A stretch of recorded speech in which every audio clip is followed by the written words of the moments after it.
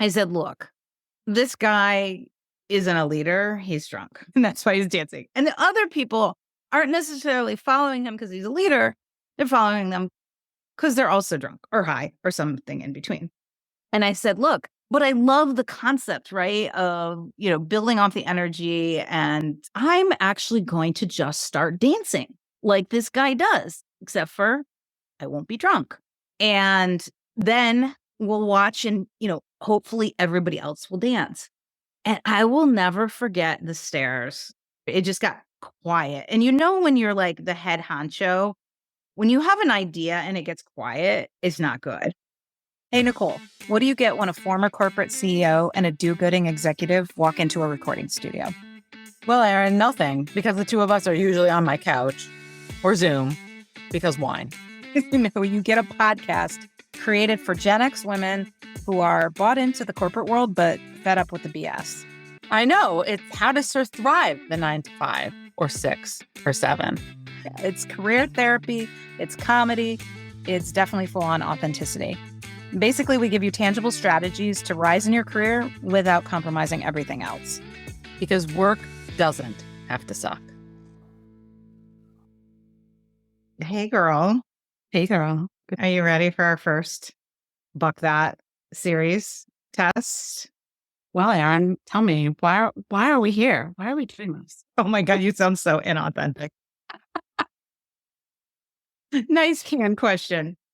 Well, this isn't the first one. We actually released another one. But yeah, just to talk authentically, we've talked about, potentially pivoting a little bit. And so we're just running an experiment with a podcast, this concept of Buck That, as we're calling that, which is essentially, telling just one story of people, whether it's our own stories, other people's stories we've seen, guests that come on and tell one story of where they really bucked the norm, did things differently, and had great success, which is, what we're all about, right? Is doing things differently. You know me, I'm an economist. I love a good experiment. I think that's experiment A. Experiment B is the fact that here I am trying to tell one story, not a million stories.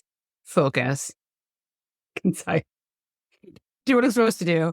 I want to get highly focused people. So I also am in the pilot phase of this process. So we have a dual experiment going on. We don't want to throw away. I mean, your stories are amazing. I'm a storyteller at heart, but at the same time, we want to try to see if we can inspire people in just a 10, 15-minute quick story in between meetings before you start your day, and charge you up to, buck that shit.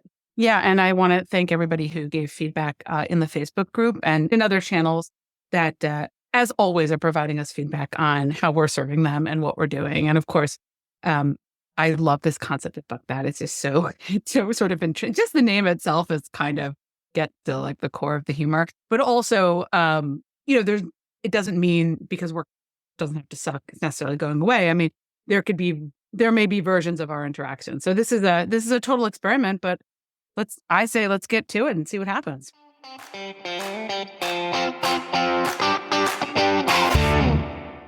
So I picked a story today. I picked one of my own stories back when I was CEO of the company I led before, which is no longer called Payflex. They just rebranded. So I'm pretty sure like soon people will call me a complete fraud because it'll be like, you said you were the CEO of a company that doesn't exist.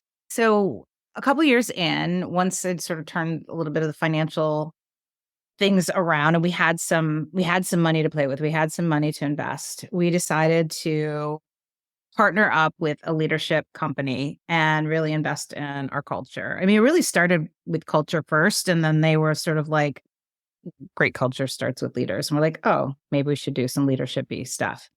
And so we did a number of initiatives, but it sort of culminated in both regional leadership training. I think we did 3 different leadership training events that they led. We had 100 what they called people leaders in the company. And say that 10 times fast. Yeah. People leader, not eaters, leaders. And it was really cool. I mean, I think probably one of my favorite moments leading up to it was when I was out at one of our service centers visiting. in Fort Wayne, Indiana. And I had, what they called supervisors, which I always yelled at them and said, don't use that word. I hate that word. But leaders in our service center that had never traveled for work, but maybe never even traveled at all. Right. These were people. And when I was out there, like, are you sure I'm supposed to come to? Yes. Do you have people that report to you? Yes. Okay. Then you're coming. And it was so cool to see their just excitement. So even though it was Hartford, Connecticut, this was a big deal for a lot of people. And so it was interesting. The leadership company, first of all, definitely bucked that in that I remember we paid them a boatload of money, but we really did all the work. In the end, it was really smart because I saw how it played out because my team and people from our company were leading it, people didn't feel like as soon as the other company walked away, it was going to go away. So the leadership company sort of put our team on first and really led the leaders, right? And had us develop it and deliver it, which I think in the end was a really sustainable approach versus we had a great bunch of people come in and say a bunch of great things. And then we saw them get on the plane, and leave town. So they directed a lot of it. And one of the things we were, I don't know, a couple weeks out and we were on a conference call and they were talking about the opening and closing. And they're like, Erin, you're going to do the opening and closing. That makes sense. I'm the CEO. And they sent along this video. We have a great idea for you. And it's this video. I said, yeah. Right. Because you know how good I am at following directions and taking people's advice about how I should do things, especially a speech. So I might have watched it quickly and then sort of tossed it. So the day before the event happens, they sort of come in and they're in the office. It's about 4:00 in the afternoon. We had an evening event with the group and then it kicked off the next morning. And I remember we were sitting in the office, not my office, the office next to mine. It was this girl, Stephanie, and she was sort of coined my chief culture officer. So it was in her office and it was her, me, sort of our event planning marketing person, and then 2 people from leadership company, maybe 3. I think it was 2 of them. And so they sat down and we're going over things and they said, okay, Erin, you have your, sort of opening talk ready. I said, absolutely. Here's a sort of rundown. Of course, I had like bullets. I didn't have it written out. And, here's what I'm going to talk about. And I said, okay, that's great. And they said, well, what about the closing? And they said, well, I have a few thoughts, but I kind of feel like I can't develop the closing until, the event at least partially runs through it, right? Sort of part of the closing should be in context and inspired by the event. And you could tell they looked a little bit like thrown off, like they were very much used to everything sort of being planned out. So as we were talking about it, they sort of like half-heartedly agreed. And then they brought up the video. He said, well, are you going to use the video we sent you? And I recalled said video and I said, well, yes, but I'm just going to do what the video shows. And they sort of looked at me funny. And I said, yeah, I'm just going to sort of bring it to life. And they said, well, have you seen the video? Like it's got this great overlay of this like leadership message. It's went viral. I said, okay, fine. Bring it up. So we sort of all hovered around a little laptop in this office and they pull up the video. Well, the video is this had gone viral video of this guy dancing at a concert. It's like the dancing man. And so obviously, nobody's dancing. And all of a sudden this guy stands up and he starts dancing. And then there's like an overlay of like the lonely nut, And then all of a sudden you see everybody else starts dancing. And the sort of the leadership overlay is essentially about him inspiring others to dance. And there's like this super cheesy, like leadership message that plays over it. And so we got about 10 seconds in, 15 seconds in. So I said, okay, no, stop. I said, look, this guy isn't a leader. He's drunk. And and that's why he's dancing. And the other people aren't necessarily following him because he's a leader. They're following them because they're also drunk or high or something in between. And I said, look, but I love the concept, right, of, building off the energy. And I'm actually going to just start dancing. like this guy does, except for I won't be drunk. And then we'll watch and, hopefully everybody else will dance. And I will never forget the stares. It just got quiet. And when you're like the head honcho, when you have an idea and it gets quiet, it's not good, right? Like if it's a mediocre idea, you're going to get head nods. If it's a great idea, you're going to get people kissing your ass. If they say nothing, they're frightened of your idea. And so I noticed that, and I look at them and I said, wait. I can tell you have some reservations. I said, look, are you worried that I'm going to dance because A, like we're going to have this amazing conference for 2.5 days, and then it's going to all go to a hell in a handbasket because I end with the dancing, or B, that I'm kind of going to make a fool of myself and it's going to not go well. And they're like, well, it's not the first one. And so I said, perfect. So now that I know that their fear is me not looking good, I'm like, I have no concerns about me not looking good. I said, look, guys, I'm going to just dance. So the conference gets to the last day. I close with, I don't know, some talking points, next steps, what we want from them, blah, blah, blah. And all I do then is show the picture of like a squirrel, the lone nut, and kind of use a quote from the video and cue the music. And I had them, of course, pick Let's Get It Started, which is my wedding entrance song. Your go-to. Yeah, I know. I needed something I could do the Running Man. And so we just, all of a sudden the music cued. I started dancing, doing the Running Man. And here's the thing, Nicole. The risk was not big. I knew after 2.5 days, I knew exactly who the first person that was gonna dance. She was sitting in the front table. She was full of piss and vinegar. She had all kinds of energy. She was from one of our call centers. I'm like, I know who's gonna stand up and dance. She won't be able to not dance. And sure enough, like 2 seconds after I start dancing, she pops up. And the woman next to her pops up.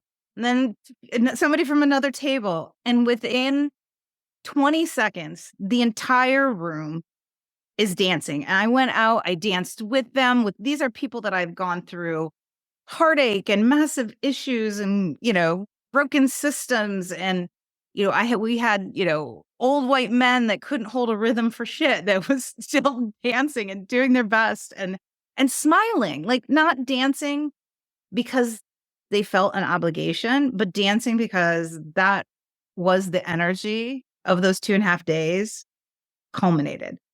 I always remember that story because I think it's a great example that so many times we talk about bucking the norm and being authentic and doing things differently, and we don't picture the resistance.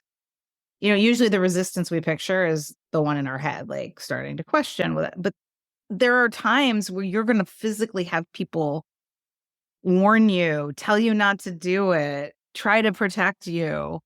And yes, the risk of this one was super low, right? But they were still trying to tell me no. And I could have so easily reverted back.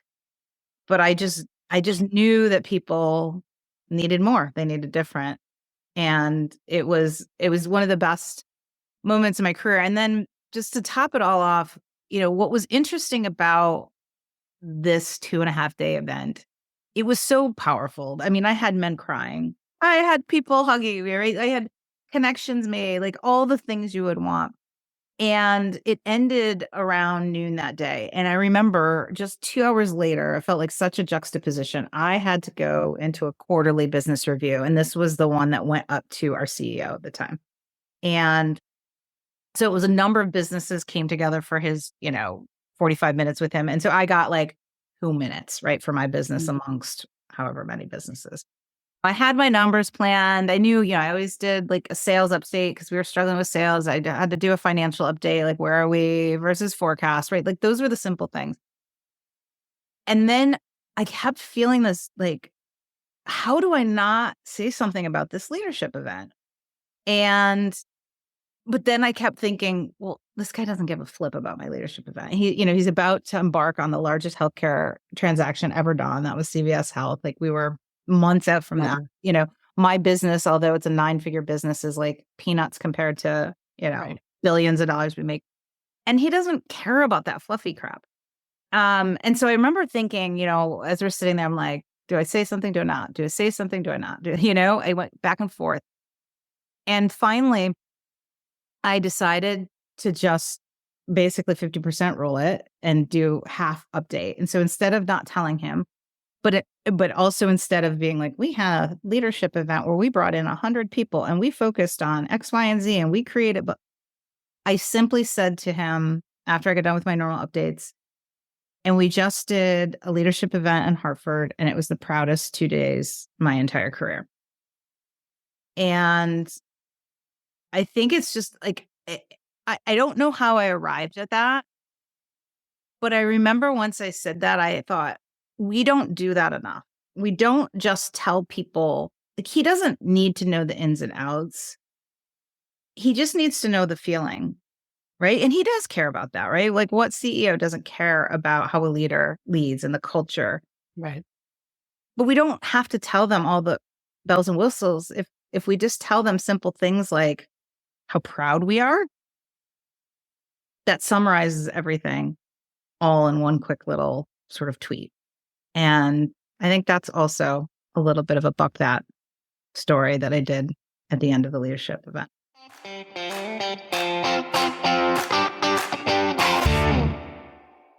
That's beautiful. I love the whole story, but particularly the ending, which is that really powerful one-line takeaway that was led by feeling and sentiment that encompassed all of the pros, the cons, the ups and downs, the ins and outs. Just simply said the outcome was, it was the best part of your career that you were most proud of to date.